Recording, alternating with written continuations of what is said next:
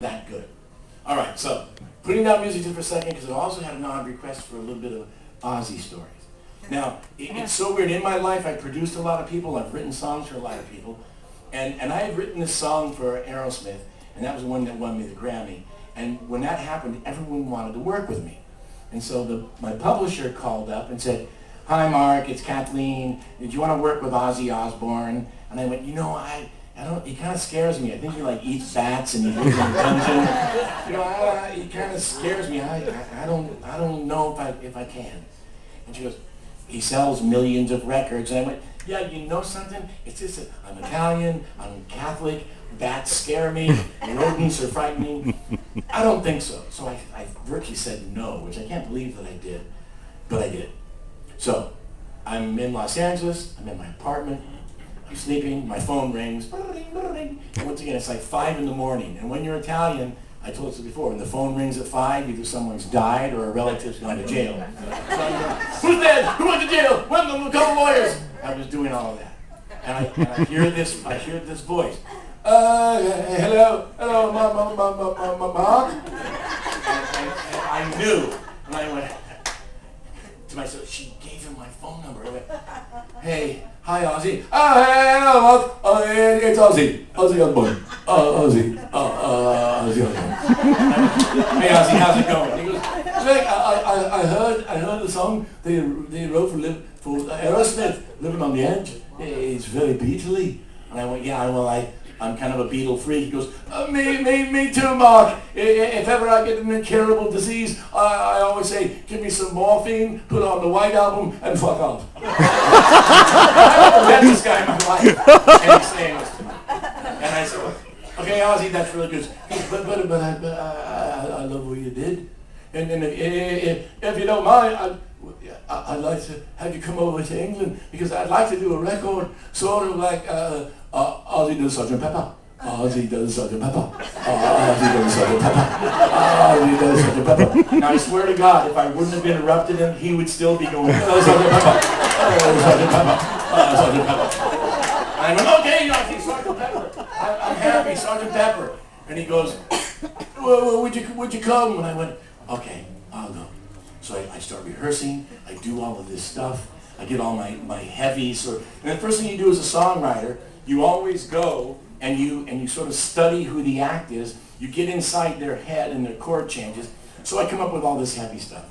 They fly me to England, and there is Ozzy Osbourne's band. And you might not know the musicians, but it was like Bob Daisley, Dean Castanova, just these huge, they had like huge hair, like they were like Puerto Ricans living in their head. having lots of big hair and big everything. And I walk in, introduce myself, and they go, "Where's Ozzy?" He goes, "Oh, wait, believe me, he'll show up." So I had this idea to write a song. It was real heavy. Like I dropped everything, all the chords, like, boom, and these guys go, "Oh, great!" And then they started playing, drum, drum, drum, drum, and it was just thick and nasty and big hair, but it was kind of like Bang and Gone, and we do this entire track with no Ozzy. So all of a sudden, they say from downstairs, "Ozzy's here."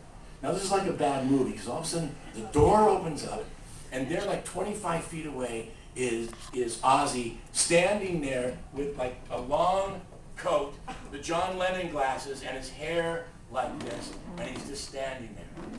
And it had a little blonde guy with fuzzy hair next to him with a big bowl of trail mix. And I'm thinking, it's like I'm on crack. And all of a sudden, Ozzy just started like running to me. Is that camera on, sir? Yeah. Okay.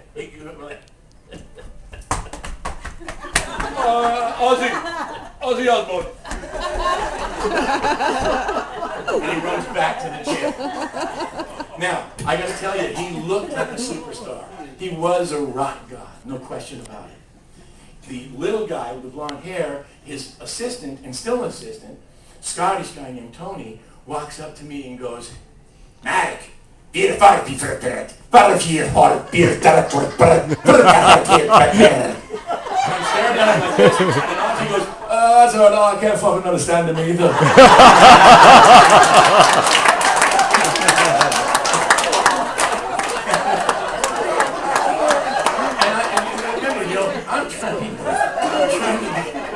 I'm trying to be polite. Remember, as a songwriter, I'm a man on a mission. I'm there to get the song done and get the cut. And I have this Scottish guy just rolling his R's. And then when Ozzy did it, he had that little cute smile. Okay, great. So, all of a sudden, he goes, what do you got? And now the band had already rehearsed this thing with me. So I went, 1, 2, 3, 4, heavy, drum. And I see Ozzy go. Now Ozzy was going through a period where he was trying to be healthy. So Tony laid the huge trail mix down, and Ozzy just eating like his little cheeks around here, and it was kind of cute. And I didn't know this guy. And whenever he would put his fingers like this, Tony would drop a Cohiba cigar. Like he'd go, Tony, cigar. And he would go back and he would eat more and his little cheeks out. And we're playing the track, and all of a sudden he gets like an idea. I could see that thing happens to songwriters where the idea hits, and it hits. And he gets up and he goes, oh yeah, Bob, I've got this idea. And he's like spitting, and I have like, nud and carrots. And he's like spitting on my face, but I didn't know him well enough to go, hey, stop spitting on me. So I virtually had like a souffle of everything on my head. Okay. So he goes, I love it. It's like Mark Bowen, but the middle eight is very Beatley, and I love the Beatles. I went, I know, Sgt. Pepper. I know. He goes, it's great. Okay, so he sits back down, kick the band in, we start playing again. And Ozzy's grooving and just like eating this stuff like he can't believe. Now, I'm sorry, you okay? Just don't want you to have a stroke or anything. Okay, so all of a sudden that thing kicks into him, that thing that's like where God lives. And Ozzy gets this idea, and I can see him like just chewing on the stuff, and he sets down the bowl, and he walks up to the microphone, and what we call the fist of love. Like when the hand goes up, the band knows that he's going to cut us off. And it ended up going where we were going like that, and he goes, it feels so good to be bad, which is a great Ozzy lyric. But he goes up to the microphone and goes, and he goes, it feels so, and he breathes in. And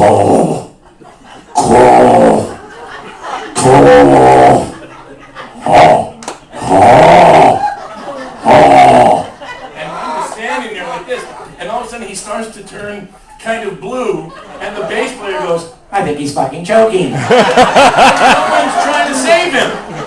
Nobody's saving him. He won't leave the microphone. He's still going.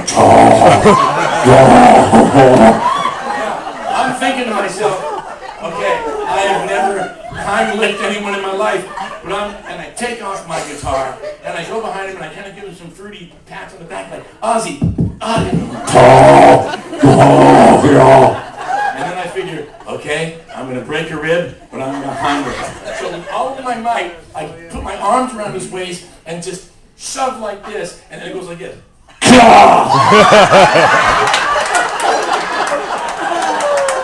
He blew like a major trail mix biscuit. and it was still dry. Like I could have Ozzy mix.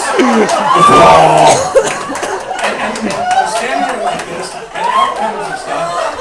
And he sits down for a minute, and he goes towards the door, and Tony follows him, and he goes, I have to go home.